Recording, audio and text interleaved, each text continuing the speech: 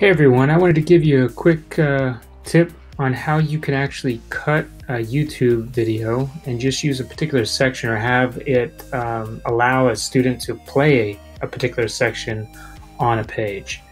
And let me show you by opening up this book that I just downloaded, and I added a page.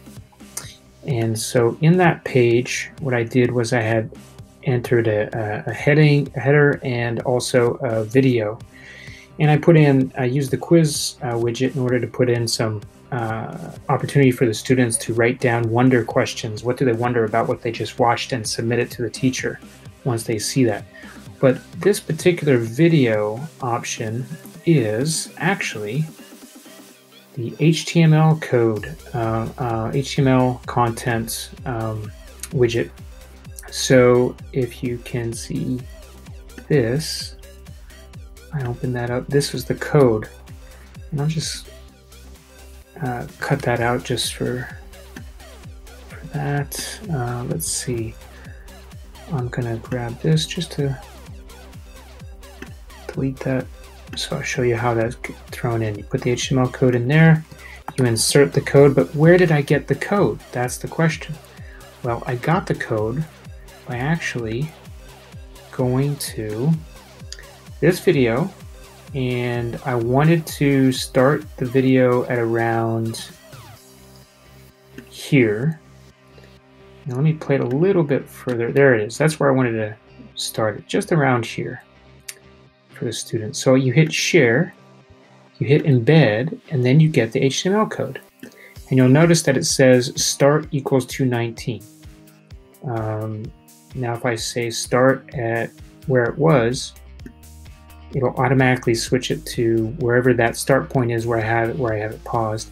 It says start 146. So I'm going to grab this, copy, and you can click copy here, and then go back to Writer, and you can paste it in.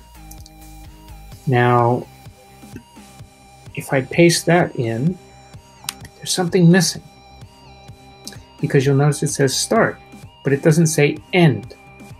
Well, actually, I wanted it to end at a particular spot too. So what I do is I scroll through and see where I wanted it to end. If I wanted just a clip to play, and it's right around here, right there, at that mark. So if I click share again and embed, and then it says start at 337, that's where it's paused. If I click that, it tells me how many seconds. Of course, you can change it from minutes to seconds here, but it's 217, so 217. I'll just remember that number. And right after it says start equals 146, I'll put in ampersand end equals 217 and put a space in that and add it. Now it's actually going to have a clip. Now what happens is it actually ends up embedding the whole, linking up to the whole video, but when the student presses play, it's actually going to just play the part that I just declared in the HTML code. So I'm going to continue. I'm going to republish the book so that change gets made. Now it's going through publishing, and the label will change to published. I just wanted to show to you that I've already added this book to my class. I'll call it Kyle's class for now, and you can see Opposing Forces is already added there. So once that gets published, it'll get changed to any students or any users that are in that class. Go back just to see Writer, and it says published for the book, and that's good. And so now I can go to Reader. And I'll go to Kyle's class, open up the book, and it just so happens that that was the last page I was on. So as a user, if I press play,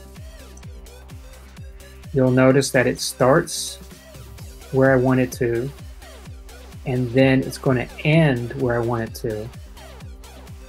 If I do skip around, it will go to the earlier parts and the later parts, but if I press play and just watch it, it will start and end where I wanted it to go. So I'm going to leave it, I'm going to skip it over a little bit.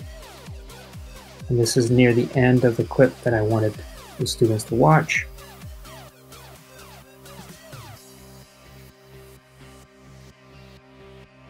And that's just an awesome little experiment. And there it goes, it ends. So now the students will go to the wonder questions, which I use the quiz widget for, and ask them to list 3 things that you wonder about from this video clip. And I did also allow them to attach a file if they want to put a video or some kind of photo or anything they want to add to this and submit it to me. So that's how you can do a short clip from a YouTube video into your books. And that's your tip for today. Take care.